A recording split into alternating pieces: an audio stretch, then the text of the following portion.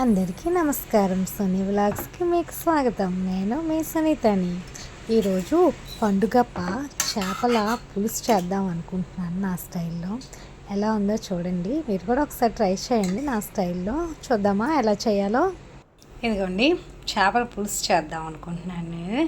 ఇది పండుగప్ప చేప అన్నమాట. పేరు కరెక్ట్ కదా, నాకు తెలీదు, అలా చెప్పారు, అందుకే మీకు నేను అలా చెప్తున్నాను. ఇది ఇప్పుడు నా స్టైల్లో ఎలా చేస్తానో చూపిద్దామని మీకు చేస్తున్నాను అనమాట. బాగా ఉప్పుతో బాగా కడిగి పక్కన పెట్టాను నేను ఇవి.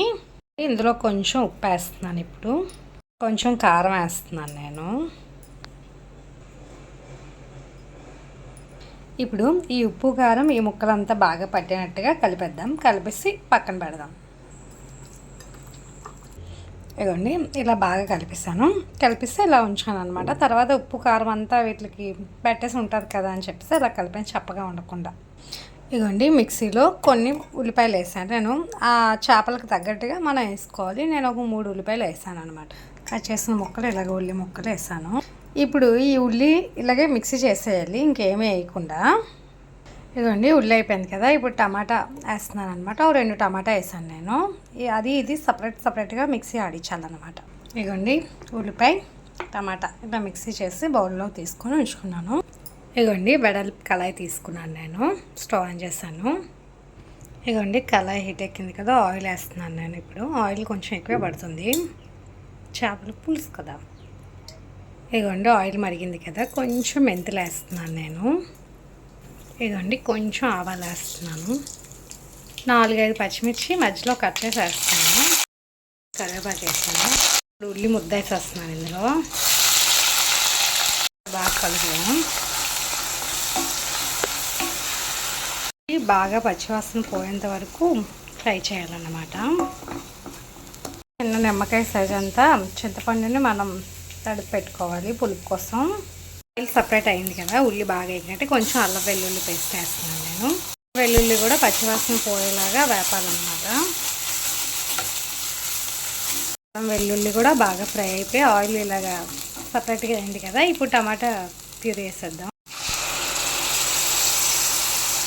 మొత్తం బాగా కలుపుతాం. ఇది కూడా పచ్చివే కదా మిక్సీ చేసాము. ఇది కూడా వాసన పోయేంత వరకు వేపాలన్నమాట. మూత పెడదాం.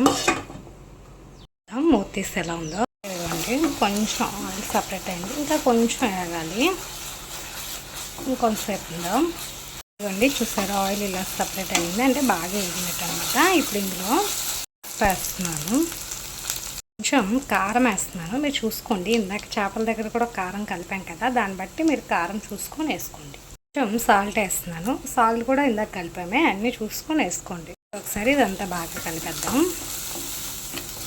బాగా కలిసింది కదా. ఇప్పుడు గరం మసాలా, నేను ఫిష్ మసాలా అలాంటిది ఏమీ వేయట్లేదు, చెప్పాను కదా ఇది నేను ఓన్గా చేసుకున్న గరం మసాలా. దేనికైనా నేను ఇదే యూజ్ చేసేస్తాను అన్నమాట.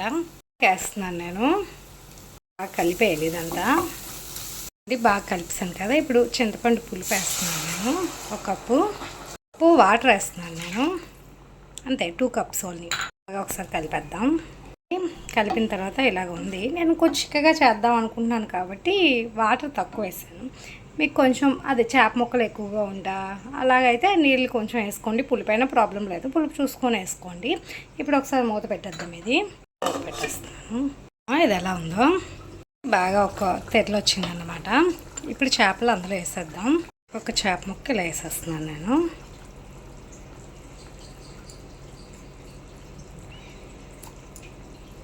మొత్తం ఇలా వేసేయాలి. ఇదిగోండి, ఇప్పుడు ఇలా వేసాం కదా. ఇది మనం గంటతో కలపకూడదు, ఇలాగ బోత్ సైడ్ ఇలా పట్టుకొని ఇలా చేయాలి నెమ్మదిగా, లేదంటే ముక్క ఎరిగిపోతుంది అనమాట. చూసారా బాగా కలిసింది. ఇలాగే కలపాలి, అసలు గంట పెట్టకూడదు. కొంతసేపు మూత పెట్టేద్దాం మనం. మీడియం ఫ్లేమ్లోనే ఉండాలి ఇది. ఇదిగోండి, ఒకసారి మూత తీసుకుంటాం. ఇలాగే కలపాలి, అసలు గట్టి పెట్టకూడదు. ఇంకా అవ్వాలి కొంచెం చూద్దాం. కొంచెం కట్ చేసుకున్న కొత్తిమీర వేస్తున్నాను నేను. ఇలా పైన కొత్తిమీర కదిలే వరకు కలుపుతాం.